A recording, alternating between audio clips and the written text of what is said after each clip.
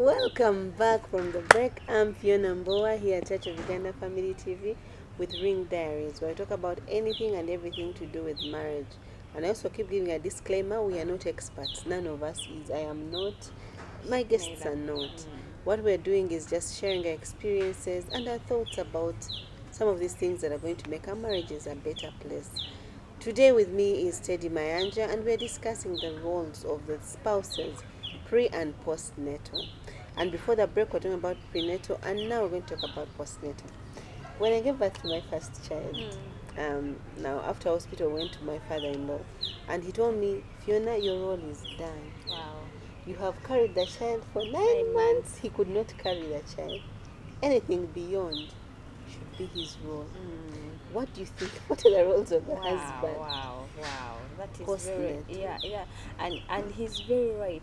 He was right, and he is very right. But I'm sure the son was protesting. But And you know why? Because the bond us mothers have with these babies for the 9 months, men will never and you can can't never. replicate. Yeah, so the only way they can bond with newborns or with their children is after. So they have to put in the work after. The baby is here, let us bond. As the mothers, we've bonded already because I've it's had my the time cord. with the baby. Yes, it's the cord that separates us. Otherwise, there is no way we can be separated. It's through that cord we feed. I feed, the baby feeds. You see that bond? The fathers don't have that. You cannot even replicate it. Yes. Anywhere.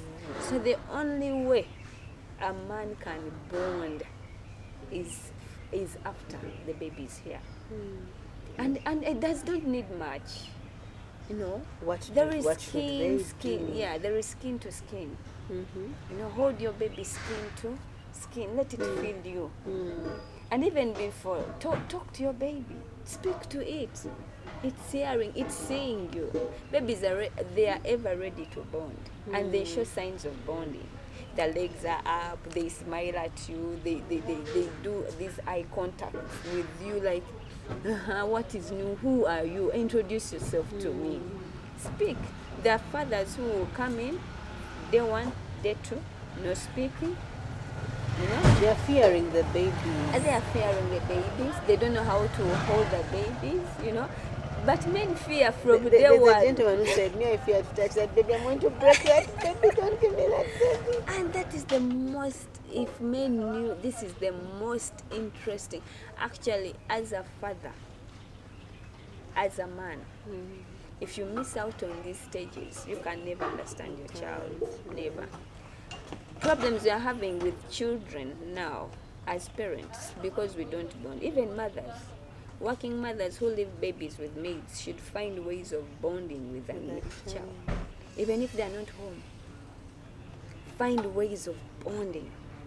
This is the time you will never forget in your life. This is the time your child will be forced to listen to you when they grow up. There is that bond that attracts them to Pulling you. them Yes, back. you know. But once you miss out on that bond as a mother or as a father, parenting is going to be hard on you. So, the baby is out. We are out. Finally, the thing that has kept me Tada, back. it's the baby is here. So our fathers, this is the time they come in. Okay. Because every time you bond with your child, with a baby, with a newborn, they release a hormone. You know, there is that hormone they release.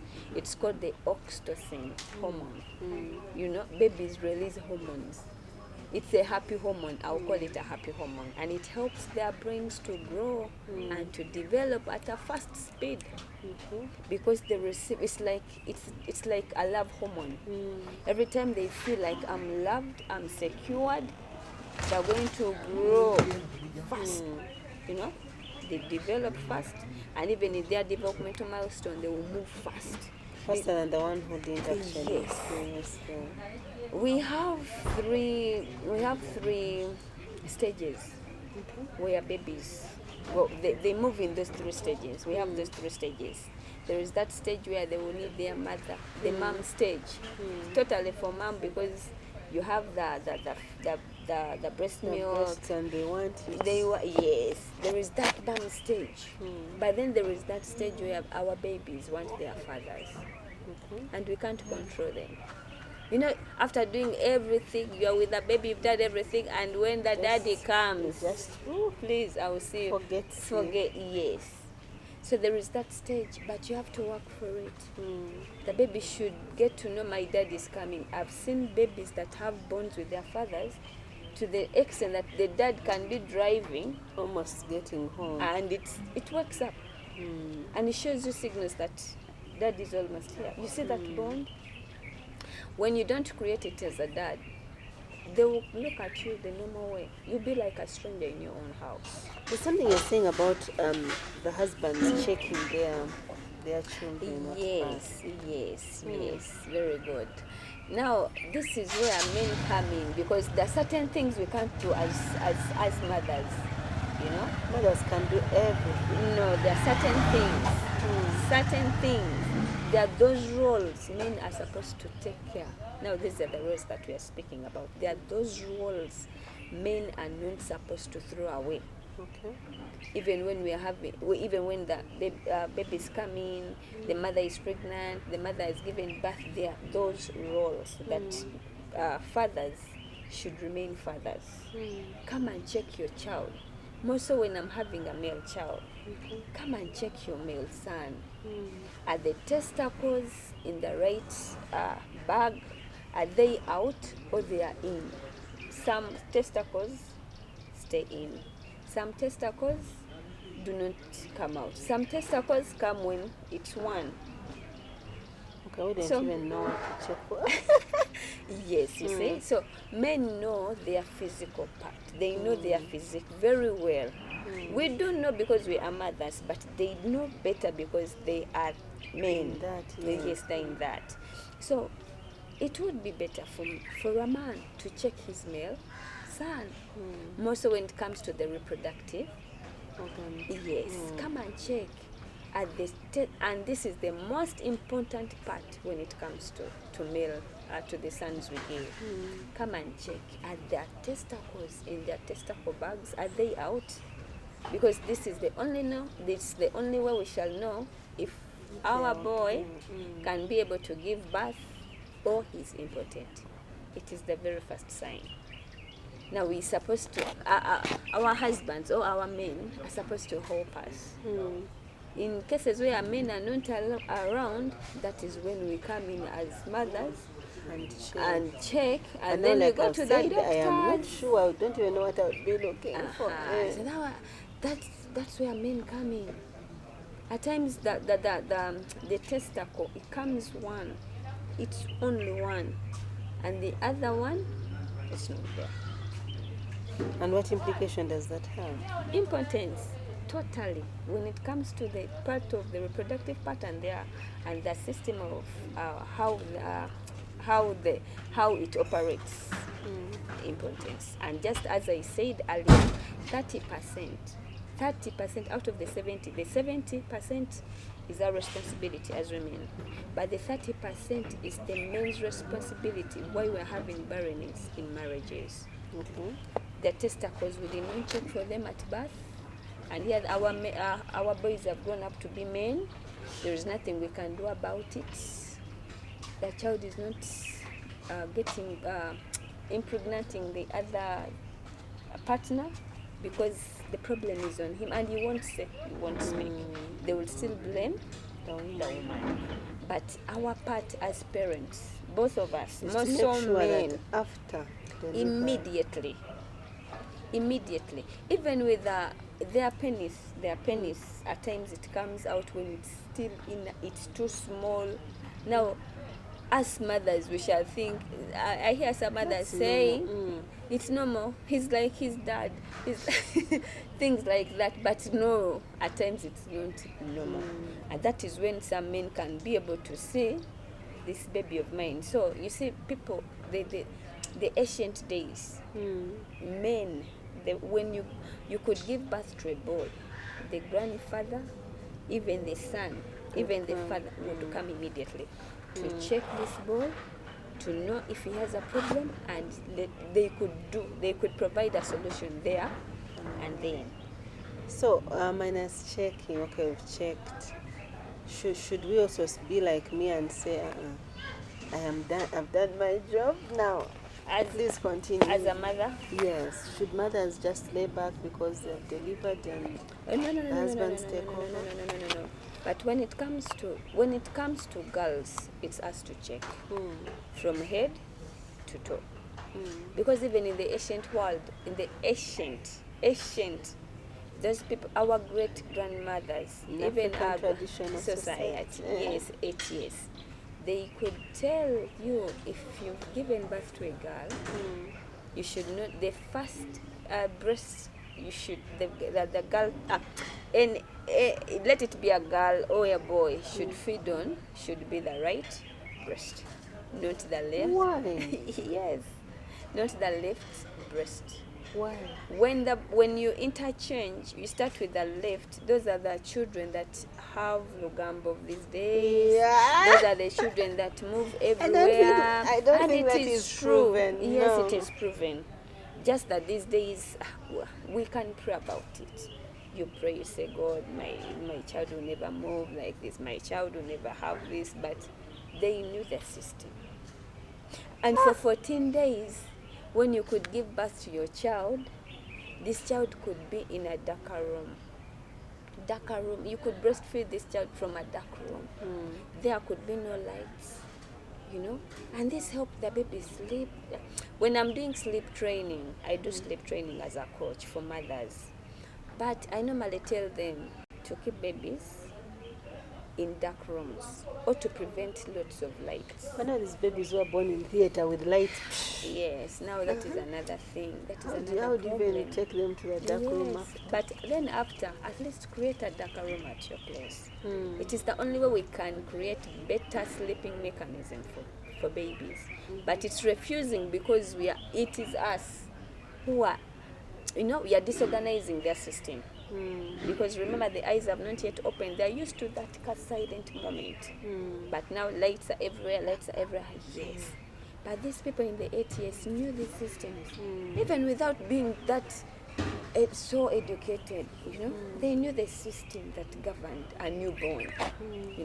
When it came to breastfeeding, you should do it this way.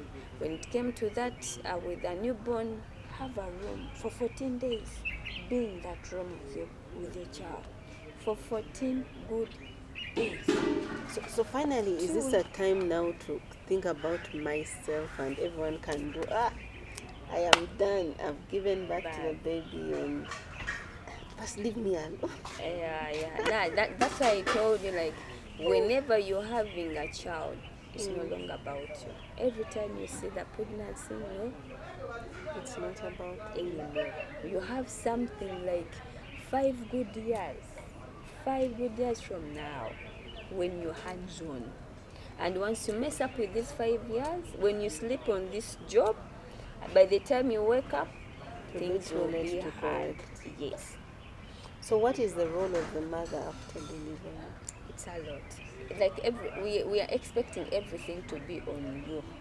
Because you have a stronger bond than any of us here with this child.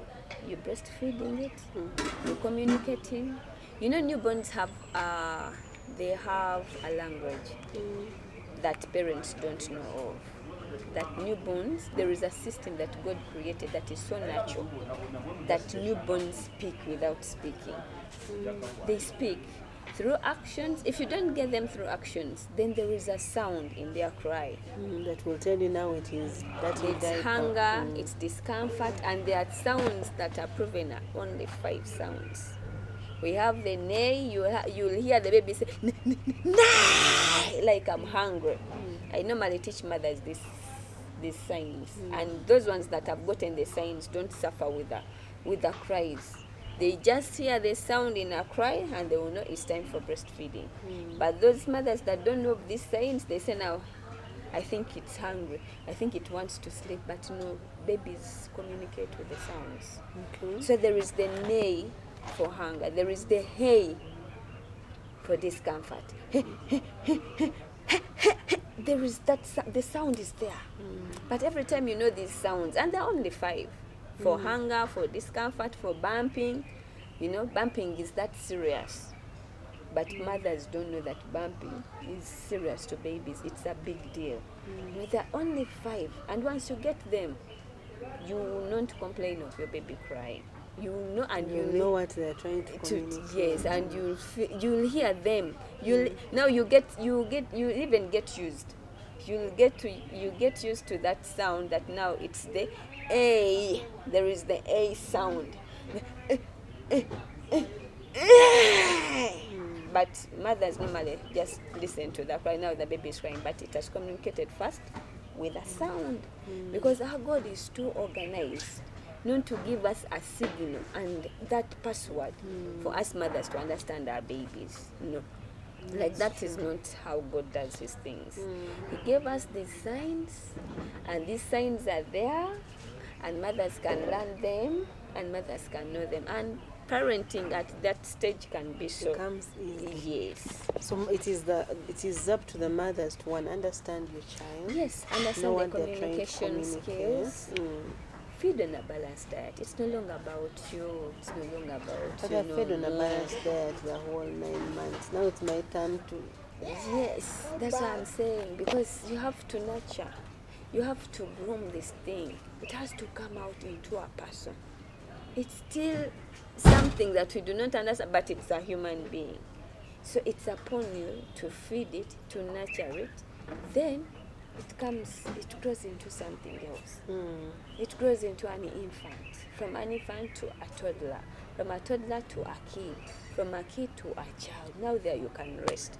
But mothers, as soon as the baby is there, I'm done. My role is done. yes, yeah, you're killing the system. Biblically, we are supposed to breastfeed. That is divine. And actually, God was so wise. He knew. Because the first vaccine you can give your child is breast milk. This is the first vaccination, even if you do not immunize your child. But you breastfeed. You breastfeed. That first milk that is too watery, it is so hard to understand. It is the first vaccination. First vaccination. Now for mothers who do not want to breastfeed, I even pity them, because there is something you're missing. You're making your child miss. You see? So it is godly, it is divine. He created his system in a very organized way.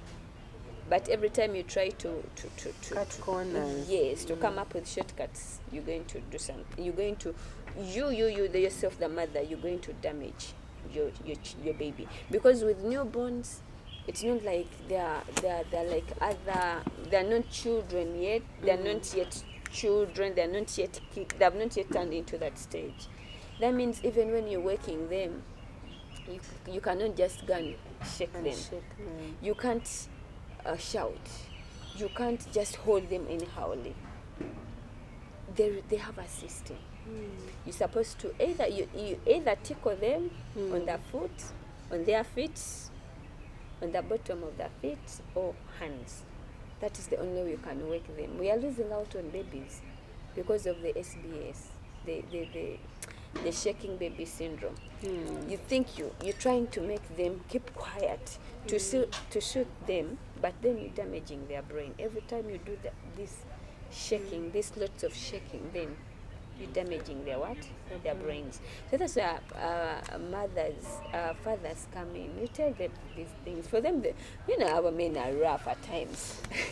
We just come here, oh, baby, yo, I'm back. And it's not the right way. You're injuring the baby's brain. You should be gentle and calm. And every time that's why I tell my fathers, every time you bond with your child, you reduce stress. Babies have stress. Parents spend lots of money on babies' illness without knowing it's them causing this illness. Parents are spending lots of money, lots and lots of money that would have done something else on newborns, simply because they have failed to know the system that governs newborns. Newborns are human beings, beyond full-fledged human beings. Yes, human beings who have a sixth and a seventh sense. In fact, they think more highly than you do. They feel and they know that this is the wrong person. This person you're giving me to hold me does not like me. And they will still communicate in any way possible. But parents only we don't can give, understand. yes, they don't mind. There is no way you can introduce a nanny today and tomorrow you're going back to work. In a newborn system, you're going to damage their brain. They will communicate, Mommy, I'm not safe. You won't listen. You won't know. Every time you to bring in a third party with newborns, you have to introduce this person slowly. Yes, it's a process. It will take them like 2 weeks, 1 week Get used to this. to get used to. And it's not mandatory. At times, some babies will totally refuse to get to know this person. And at times, some babies, it will be a very smooth process for them to get used to this kind of a person you're bringing into your house. So they are delicate. We are killing the system of our babies at these tender ages, and we don't know. Wow, I wish I had gotten this before. I know. Before I gave birth, but I know. hope our viewers have been able to learn something. As we come to a close of this, what would be your parting shots to our viewers? Yeah, so I'm a coach, and I know the system that governs newborns. Newborns are humans who speak, and you can create friends out of newborns. But it takes you to understand the world that you are going to meet in them. There is beauty in newborns. There is calmness in newborns. There are so many things you can find in newborns. People just think newborns are new. They're babies. They sleep and wake they up sleep. and eat. But they are better communicators. I've ever seen a person who communicates without speaking. That is a very, very organized person. Very organized. They speak without speaking. But parents, I normally tell parents, we have to know the system. It's high time we know. We are losing out on babies. We are losing out on infants. We are creating monsters because we have failed to know the language that understands newborns. So we do coaching. We do coaching for postnatal. For postnatal sessions. We do individual, we do group, we do couple sessions. You can come, learn these things.